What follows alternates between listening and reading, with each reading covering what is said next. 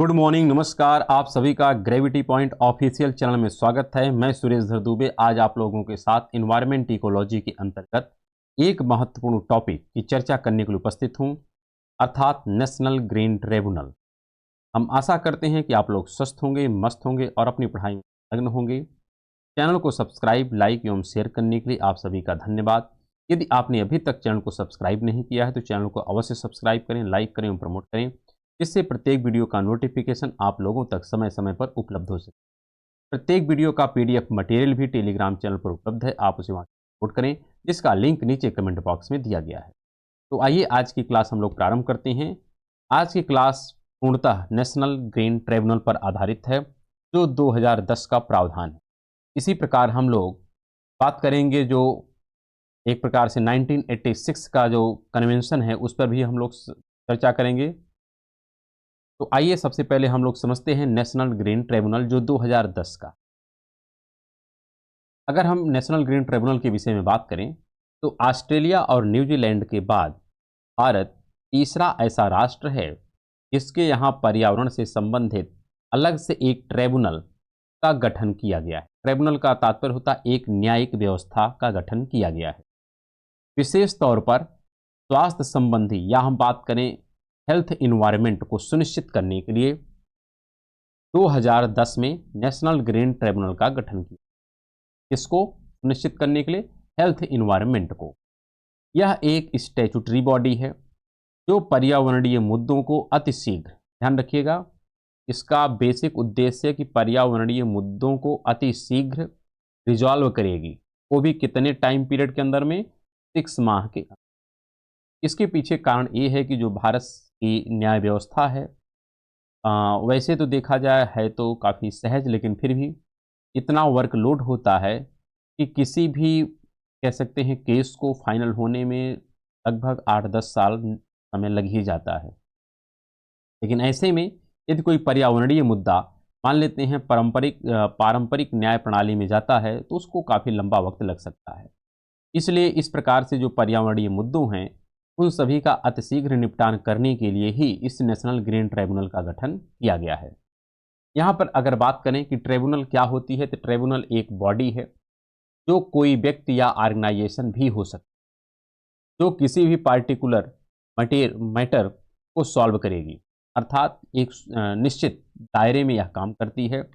और इसका जो प्रावधान है यह 42वां संविधान संशोधन 1976 के तहत, ध्यान रखिएगा, इन सब की चर्चाएं वैसे पॉलिटिक्स में किया जाता है। पॉलिटिक्स तो हम नहीं कहेंगे बल्कि कहेंगे जो हमारा राज्य व्यवस्था है उसके तहत ये सारी व्यवस्थाएं बताई जाती हैं।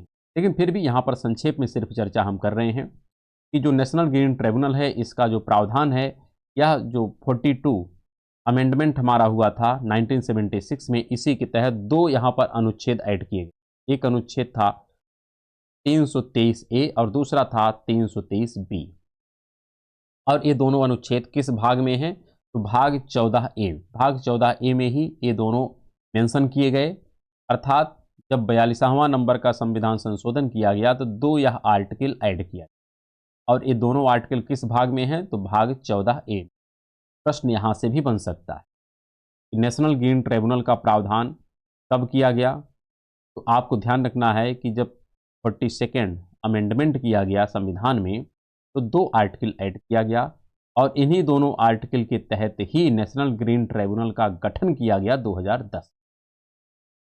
यहाँ पर अगर बात करें आर्टिकल नंबर 21, जो एक हमारा कह सकते हैं मौलिक अधिकार है, मौलिक अधिकार के तहत प्राण एवं दैहिक स्वतंत्रता, ध्यान रखिएगा, प्राण एवं दैहिक स्वतंत्रता जिसमें मेंशन किया गया है।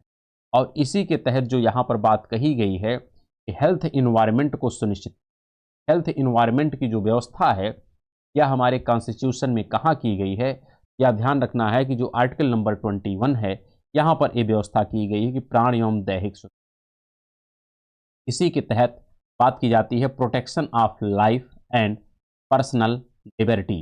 इसी के तहत आता है protection of life and personal liberty. और इसी के तहत कहीं ना कहीं हम बात करें कि जो हमारा हेल्थ इन्वायरमेंट है वह स्वस्थ होना चाहिए और सुनिश्चित हो। इतना ही नहीं बल्कि हम बात करें कि पर्यावरण संबंधी मुद्दों की चर्चा हमारे मौलिक कर्तव्य में भी है, राज्य के नीति निर्देशक तत्व में भी है। इन सब की चर्चा हम लोग अतीत में कर चुके हैं, लेकिन यहाँ पर आज सिर्फ हमारी चर्चा जो होगी यह नेशनल ग्रीन ट्राइब्यूनल पर आधारित है। यहाँ पर अगर बात करें, इस नेशनल ग्रीन ट्राइब्यूनल का हेडक्वार्टर जो है यह नई दिल्ली में स्थापित है। इसके सब ब्रांच भी हैं, 5 सब ब्रांच हैं। एक सब ब्रांच इसका भोपाल में है, एक पुणे में है, एक कोलकाता में है, एक इलाहाबाद में है और एक चेन्नई में। टोटल कितने इसके सब ब्रांच हैं? तो 5 हैं, एक हेडक्वार्टर है। इस नेशनल ग्रीन ट्राइब्यूनल में टोटल जो सदस्य हैं इनकी संख्या अधिकतम कितनी हो सकती है? मैक्सिमम 20 हो सकती है, 20 से अधिक नहीं हो सकती है, ऐसा संवैधानिक प्रावधान किया गया। लेकिन इस 20 सदस्यों में 10 जो सदस्य होंगे ये एक्सपर्ट होंगे और 10 जो होंगे ये न्यायिक व्यवस्था से जुड़े होंगे, अर्थात इनका न्यायिक व्यवस्था से किसी न किसी रूप में संबंध अतीत में रहा होगा, चाहे वह जज रहे होंगे, चाहे भी किसी रूप में वह किसी न किसी न्याय प्रणाली में काम किए होंगे। तो इस प्रकार से 20 सदस्य मैक्सिमम इस पूरे नेशनल ग्रीन ट्राइब्यूनल में होंगे। लेकिन ये ध्यान रखना है कि जो प्रत्येक ट्राइब्यूनल बनाया जाएगा, ध्यान रखिएगा, ट्राइब्यूनल जो बेंच होगी, बेंच का तात्पर्य होता है, मान लेते हैं कोई एक मुद्दा आया और उस मुद्दे का हमको निर्णय देना है, तो निर्णय देने के लिए एक बेंच का गठन किया जाए। तो जो बेंच गठित की जाएगी उस बेंच में मिनिमम एक सदस्य एक्सपर्ट होगा और एक सदस्य जुडिशरी मेंबर का, एटलीस्ट 2 मेंबर तो होने ही चाहिए किसी भी ट्राइब्यूनल में। ये बात आपको ध्यान रखना है कि अगर कोई ट्राइब्यूनल का गठन किया गया किसी मतलब मुद्दे पर निर्णय लेने के लिए, उस ट्राइब्यूनल में मिनिमम 2 सदस्य होंगे, एक एक्सपर्ट होगा और एक जुडिशरी मेंबर होगा। इसका जो चेयरमैन होता है नेशनल ग्रीन ट्राइब्यूनल का, ध्यान रखिएगा, या तो कोई सर्विंग मतलब जो वर्तमान में कार्यरत हो, या रिटायर चीफ जस्टिस। ध्यान रखिएगा, चीफ जस्टिस कहाँ का हो? हाई कोर्ट, या तो जज ऑफ सुप्रीम कोर्ट। ध्यान रखिएगा, अगर चाहे वह सर्विंग हो चाहे रिटायर हो, अगर हाई कोर्ट का यह जज है तो वह किस पोस्ट का होना चाहिए? ध्यान रखिएगा, चीफ जस्टिस होना चाहिए, मुख्य न्यायाधीश। उस हाई कोर्ट का मुख्य न्यायाधीश होना चाहिए जो इस नेशनल ग्रीन ट्राइब्यूनल का क्या बनेगा? चेयरमैन बनेगा। और अगर सुप्रीम कोर्ट का कोई जज है तो नॉर्मल जज ही सुप्रीम कोर्ट का क्या हो जाएगा? इसका चेयरमैन बन सकता है। साथ में अगर बात करें नेशनल ग्रीन ट्राइब्यूनल का जो अधिकार क्षेत्र है, यहाँ पर आपको स्पष्ट होना चाहिए कि एनजीटी एक्ट जो 2010 है, इसकी अनुसूची 1 में 7 अधिनियम की व्याख्या की गई। अनुसूची 1 में कितने अधिनियम बताए गए? 7 अधिनियम, तथा राष्ट्रीय पर्यावरण नीति 2006, इन 2 मुद्दों पर यह अपना निर्णय देगा। यही बात की गई है कि अनुसूची 1 में जो 7 अधिनियम हैं इस पर, तथा राष्ट्रीय पर्यावरण नीति 2006 के अंतर्गत लाए गए मामलों पर यह सुनवाई करेगा। तो स्पष्ट रखिएगा, इसके अतिरिक्त और किसी मामले की यह सुनवाई नहीं करेगा। यह सुनवाई इन 7 अधिनियमों पे करेगा, साथ में राष्ट्रीय पर्यावरण नीति 2006 पे करेगा। तो यह अनुसूची 1 में जो 7 अधिनियम हैं ये क्या हैं, इनकी व्याख्या आगे की। पहला अधिनियम यहाँ पर है जल प्रदूषण एवं नियंत्रण अधिनियम 1974 से संबंधित यदि कोई मुद्दा है तो इस पर यह निर्णय देने के लिए स्वतंत्र। साथ में जल प्रदूषण एवं नियंत्रण उपकर, जिसकी चर्चा हम लोग कर चुके हैं, किसमें? जब हम लोग पढ़ रहे थे एयर पोल्यूशन। एयर पोल्यूशन में हमने देखा था औद्योगिक जो सूचकांक होता है उस सूचकांक में इसकी चर्चा की गई है। तो जल प्रदूषण एवं नियंत्रण उपकर जो 1977 का है, इस पर भी यह निर्णय देने के लिए स्वतंत्र है। साथ में जो वन संरक्षण अधिनियम 1980 का है, इस पर भी यह निर्णय देने के लिए स्वतंत्र है। साथ में वायु प्रदूषण निवारण एवं नियंत्रण अधिनियम 1981 पर भी निर्णय देने के लिए स्वतंत्र है, अर्थात इससे संबंधित मुद्दों पर यह निर्णय देगा। और इसके अतिरिक्त जो सबसे महत्वपूर्ण टॉपिक है, अर्थात पर्यावरण संरक्षण अधिनियम, जिसकी चर्चा हम लोग आगे एक अलग से एपिसोड में करेंगे, इस पर भी वह निर्णय देगा। और यह जो पर्यावरण संरक्षण अधिनियम है, इसको हम लोग अम्ब्रेला प्रोग्राम, अम्ब्रेला का तात्पर्य है इसके तहत इतने मुद्दे शामिल कर लिए जाते हैं कि जैसे एक अम्ब्रेला नहीं होता जिस मतलब सब कुछ अपने अंदर में कवर कर ले, उसी प्रकार पर्यावरण संरक्षण अधिनियम जो 1986 का है, यह एक अम्ब्रेला प्रोग्राम जैसा कार्य करता है। इससे संबंधित मुद्दों को भी इस एनजीटी के दायरे में लाया गया है। साथ में एक बात आपको ध्यान रखना है कि जो पर्यावरण संरक्षण अधिनियम 1986 है, इसका जो गठन किया गया, मतलब ये जो अधिनियम लाया गया था, तो स्टॉकहोम जो सम्मेलन 1972 का था, इसके निर्णयों को कार्यान्वित करने के उद्देश्य से इसको लाया गया था। क्योंकि हमने आपके साथ डिस्कस किया था प्रारंभ में ही, जो स्टॉकहोम सम्मेलन 1972 का है, इसके तहत ये बात कही गई है कि हमको पर्यावरण संरक्षण के संबंध में प्रावधान करना होगा, और उसी को सुनिश्चित करने के लिए कहीं न कहीं भारत में कई प्रकार के प्रावधान किए गए हैं, और उसी के तहत प्रोजेक्ट टाइगर भी आया है, और उसी के तहत आप यहाँ पर देख रहे हैं कि पर्यावरण संरक्षण अधिनियम 1986 का भी प्रावधान किया गया है। साथ में सार्वजनिक उत्तरदायित्व बीमा अधिनियम जो 1991 का है, इससे संबंधित मुद्दों पर भी यह निर्णय देगा। साथ में जो जैव विविधता अधिनियम है 2002 का, इस पर भी यह निर्णय देने के लिए स्वतंत्र है। इस प्रकार से 7 अधिनियम यहाँ के हैं, प्लस एक अधिनियम 2006 का है, राष्ट्रीय पर्यावरण नीति। इन सभी मुद्दों पर यह अपना निर्णय दे सकता है।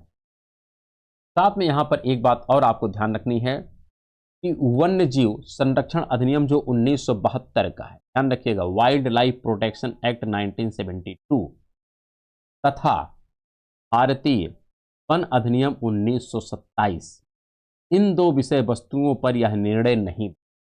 स्पष्ट शब्दों में ध्यान रखिएगा, क्योंकि काफ़ी बच्चे इसमें डाउट कर सकते हैं और गलत कर सकते हैं कि एनजीटी जो है यह अपना निर्णय वन्य जीव संरक्षण अधिनियम 1972 तथा भारतीय वन अधिनियम 1927 पर नहीं।